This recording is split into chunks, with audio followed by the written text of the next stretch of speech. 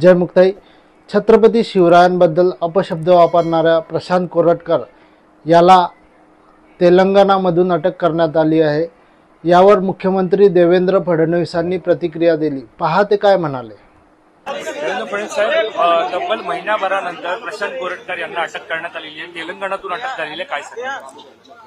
कोल्हापूर पोलिसांनी अतिशय चांगल्या पद्धतीनं टेक्निकल एव्हिडन्स जमा करून त्यातनं मुवमेंटचं ट्रॅकिंग करून आणि प्रशांत कोरटकरला अटक केलेली आहे. आता पुढची जी काही कारवाई आहे कायदेशीर ते पोलीस करतील.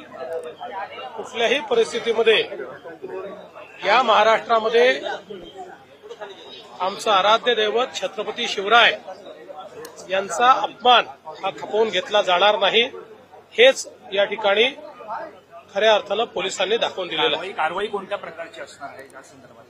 जी आता कायदेशीर कारवाई आहे, त्यांच्या विरुद्ध केस दाखल झालेली आहे बीएनएसच्या अंतर्गत, त्यामुळे ती कारवाई त्यांच्यावर होईल. आता